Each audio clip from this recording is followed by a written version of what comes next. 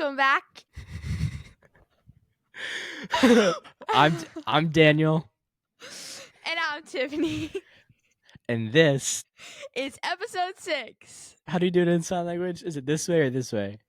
6. 6. Perfect. All right, everybody. Welcome back.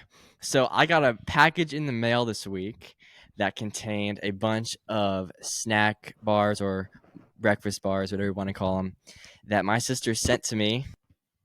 6 different brands because it's episode 6. Yes, sir. That was And- not planned. And we have ones that are brand new and some ones that have been on the market for a while. Yeah. And they are all chocolate chip or Soft baked, kind of, a lot of them. But they're all chocolate chip. So. All same category, pretty much.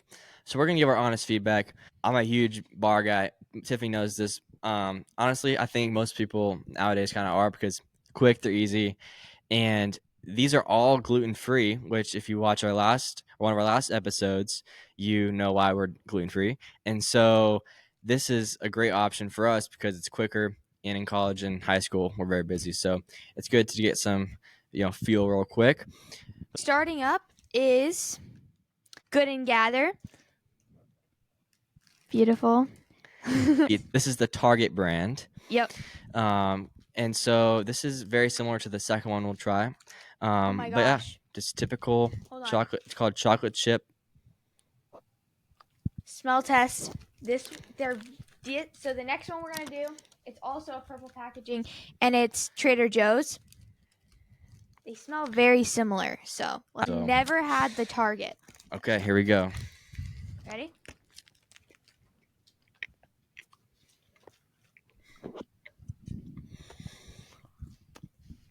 Classic. Mm-hmm.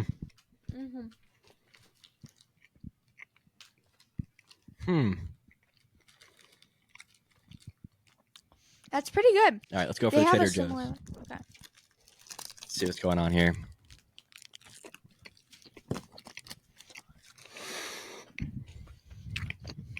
Very close. The Trader Joe's one, to me, is a little bit softer. It doesn't have as much flavor, though, after trying the Target one. The Target one has more flavor. It's not like bitter, but it's almost like a little more like bland. It kind of leaves like almost like a chocolatey tart. I know how to describe that. It's terrible, but. No, it's not like bad, but I know what you're talking about. Mm-hmm. All right, which one are you gonna go between these two? Which one would you do? Raise it up in 3, 2, 1. Yeah. All right. So we're going. If you're looking for kind of that soft baked chocolate chip, go Target. All right. Next, we got our next two competitors. We have our Kind Kid bars and these Cliff Kid bars that are the protein version called Z-Bar Protein. This one is the Cliff one, and this is the Kind one. All right, which one first? Kind bar? Yep.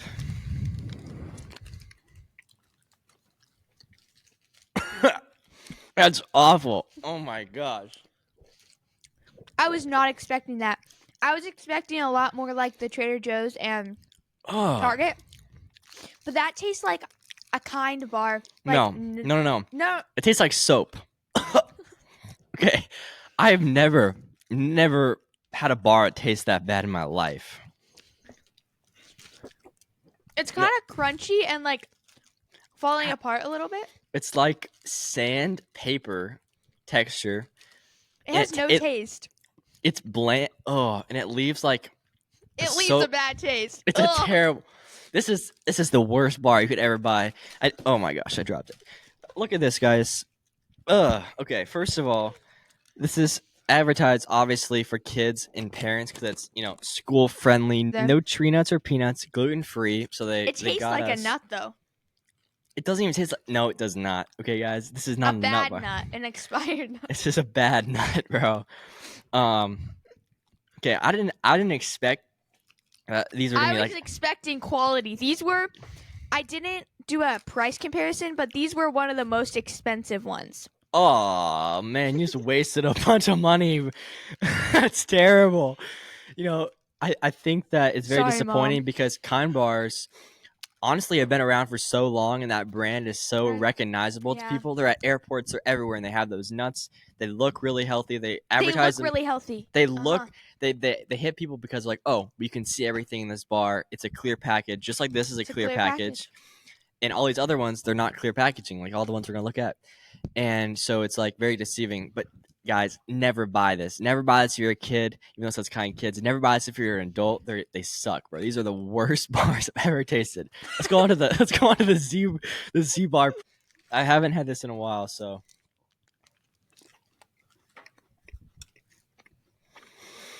what a relief. But it's not as good as I thought it was.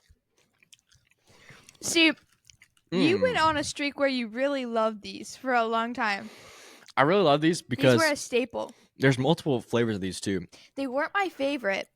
Okay. But next to the kind one, I definitely like it. I still don't think it has a lot of flavor. Like, I can taste stuff, but like, it's not really. It's almost. It's I'm very not like. feeling it. What you taste the most is kind of the creamy chocolate at the bottom. Yeah. So if you're kind of looking for something kind of more chill, that's kind of what we're going for. Okay, let's go for the Larabar. How do you even say that? Larabar. Whatever. And it says there's only just six real ingredients. So they're also going for that health, pure vibe. Yeah. No artificial sweeteners, plant-based, gluten-free, dairy-free, and vegan. This better be good because I'm a little scared. Ready? I can't get it open. Okay.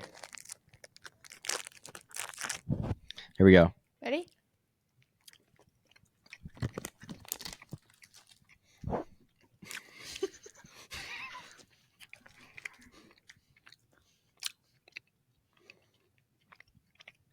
I'm trying to make sense of this. What are those 6 real ingredients?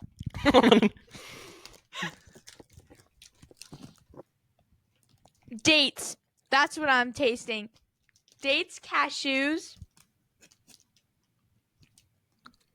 Chocolate chips. apples. It does have a fruity, a little bit taste. First bite tastes like a dog treat, like what you'd smell a dog. So it has, you all, if you have a dog, the smell.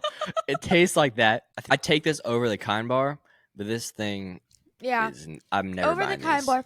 See, to me, marketing wise, when I look at this looks like something I would like to eat. Like, it's like, ooh, that looks good from the packaging. This does not. All right, we'll go on to the last one. Okay. These made good bars. I probably had these the most recently. They are very new though to the market. They're very good with braces, I have to say, because they're the softest bar I've had so far.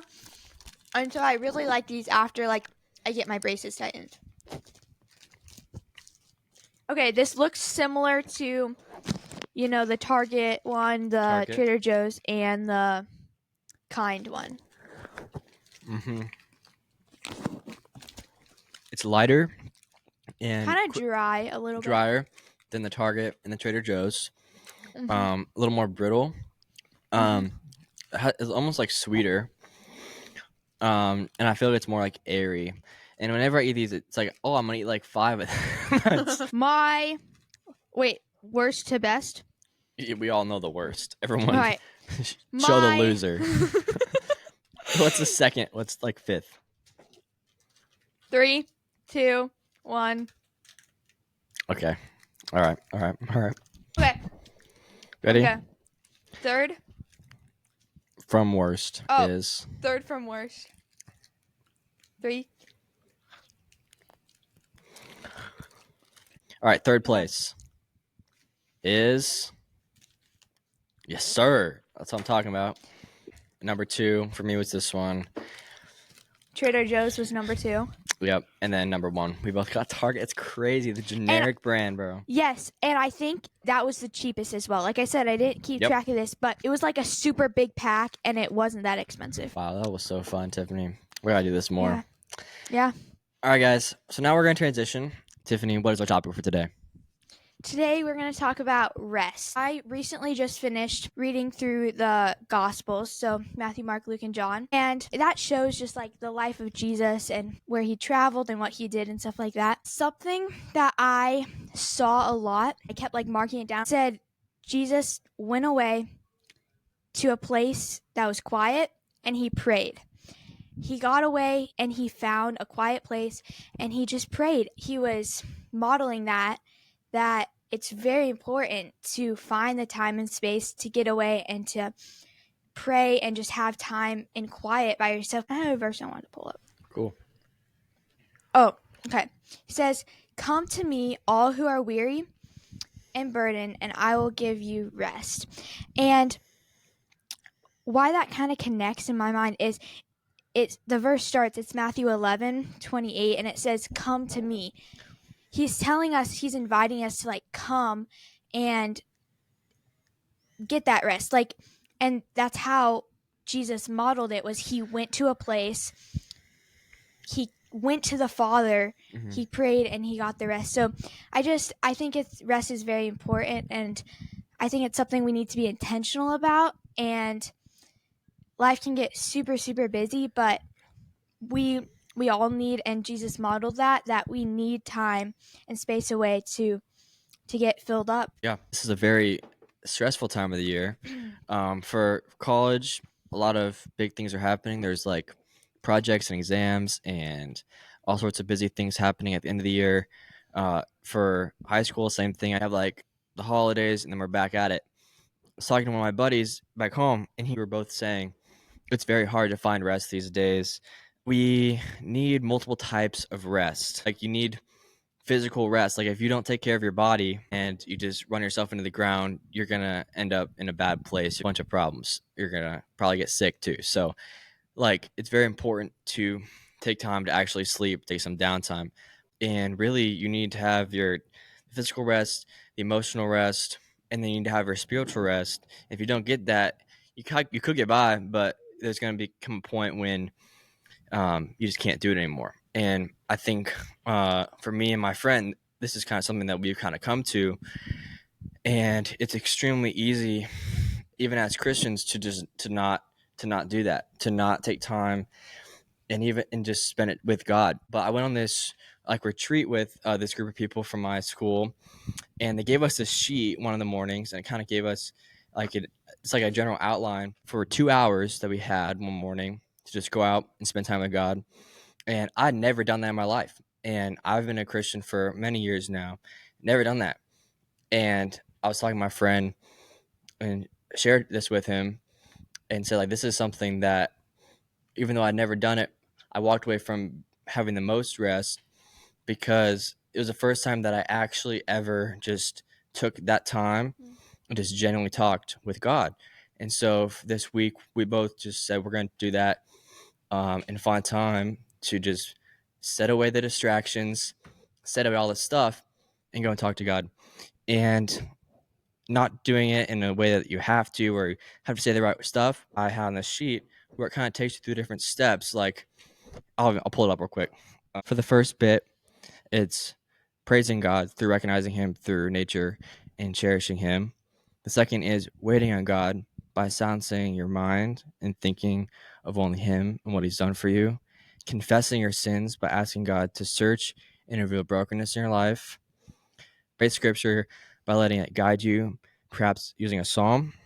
Watch by becoming prayerfully aware of the enemy's schemes against you and your family. Intercede for others around the world who do not know Jesus or who face challenges to make Him known. Petition God for specific blessings in and through your life for His glory. Offer thanksgiving for all the ways God has blessed you. Meditate on the truths of God revealed in a particular verse. Listen to receive instruction or direction from God, and ending by praising God for fixing your mind on His greatness in preparation for going back into the world. So that's the kind of thing that me and my friend did this week, and it's incredible, because one verse that I found that I think is really encouraging for anyone is, whoever dwells in the shelter of the Most High will rest in the shadow of the Almighty. It's basically you're constantly living with the mindset of your identity in Christ and then your eternal like future. And so when you're dwelling in that mindset, you get to basically experience this rest that the world can't experience, and that I did, even as a Christian, you don't experience unless you intentionally change your mindset in that way. And it's really cool. Wow. That is a word. Wow. Thank you for sharing that. That's that's that's really beautiful. Yeah.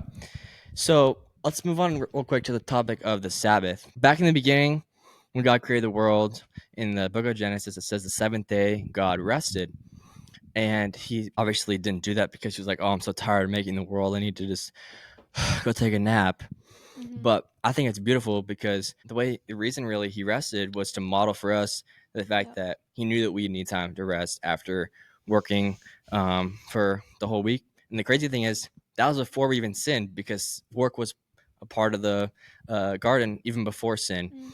And so he knew that it was important for us to have that time. By the time we get to where Jesus enters the scene, that the Sabbath has almost been taken to the extreme of basically rigorous legalism, and almost loses its point altogether, because the religious leaders really wanted to uphold it so badly that they enforced all the other rules, which made it so strict that it created a burden on people. And now here we are 2000 years later, and it's almost completely absent from the majority of American culture. And even within Christian community, there's often not even a real sense that, besides maybe going to church or, you know, not, going to your office or something, that there's not really a sense of a Sabbath anymore, for a majority of people. That's not true for everyone, but it's very sad. And I think, what are your thoughts on that?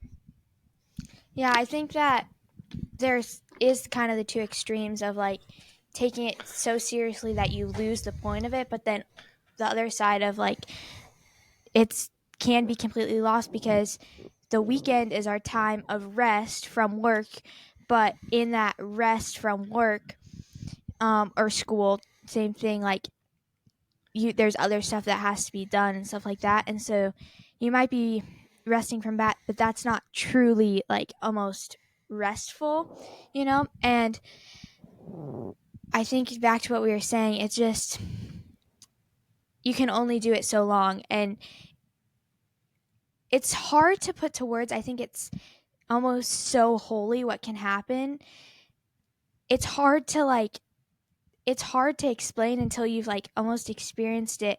I know I've experienced this before where it's just like it's hard to set aside the time, but afterwards it's so worth it. I wish everyone would experience and would set aside the time because I think it's needed. I think God did that for a reason. He modeled the rest because we need it. Here's my challenge. So if you are not a Christian, still taking time to rest and taking like 2 hours or 3 hours, whatever, on the weekend, and just putting away the phone, turning off the computer, whatever, and just going out, putting your feet in the grass or whatever, it's going to be great. But start asking the questions. Just start, maybe find someone to talk to, just start asking some deep questions of life or whatever. That's something that, even as a Christian, has been really helpful, just getting together with someone, just talking about stuff.